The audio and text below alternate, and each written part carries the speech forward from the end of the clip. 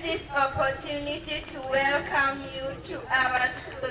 We are greatly honored by your presence. Pupils are delighted to be identified with tourist Ruto Primary School and like there before.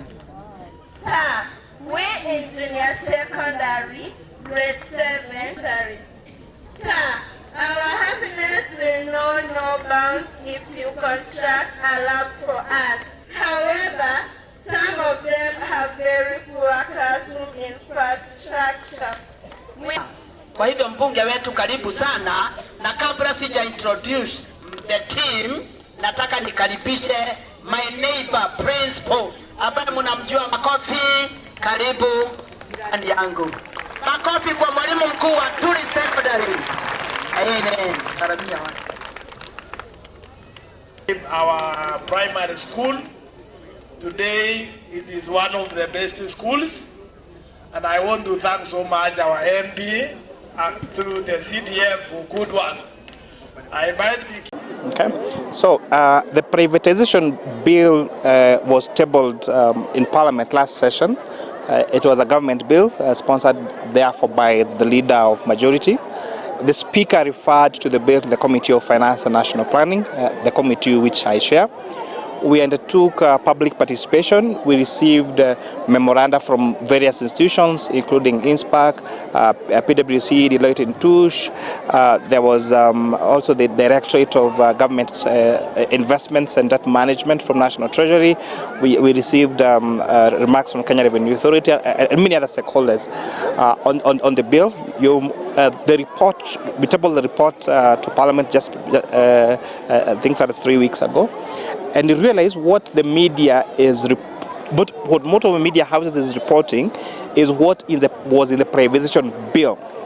Because one of the things that we realize is that the privatization bill was taking away the power of approval of privatization from Parliament and just solely giving it to actually a cabinet secretary.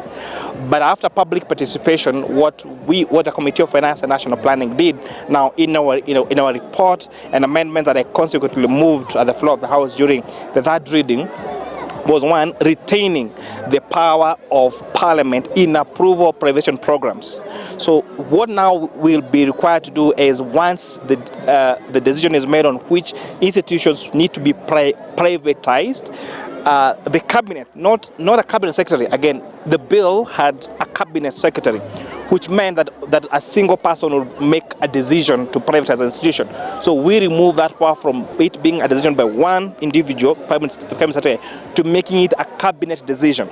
But now, after the cabinet makes that decision, they will have to forward to the National Assembly that privatization program to be approved by Parliament, actually not by Parliament, by the National Assembly. So that power has safely been safeguarded. And now we also put even very stringent penalties, including fines of 5 million shillings for individuals and 10 million shillings for entities if they fail to give the required information. Because what you've seen is like institutions where they realize they want to be they are on the privatization program, then they do not give full disclosure. They probably hide some assets or some liabilities, and so we have put very stringent measures to make sure that the officers and the institutions have to give full information for that privatization program. You will also notice that in the privatization, so what immediately happens now is that with now the acts, the President Act bill now becoming an act of Parliament, is now we remove the issue of the President Commission, and we will have now to recruit a privatization authority, whose board members again may have put their qualifications, including that they need to have 10 years of experience, and especially in financial management, just to make sure that the individuals who will be in charge of this privatization are actually competent and qualified Kenyans, so that we do not put the decision of privatization to individuals who may not have the required academic and professional expertise. On the institutions that are going to be privatized, the executive will now have to, the cabinet will have to forward to Parliament what you're calling the privatization program. So that is a program that you have the institutions to be privatized. And actually, by the signing of this act, any previous programs or institutions that were supposed to be privatized has now been revoked by this act of parliament.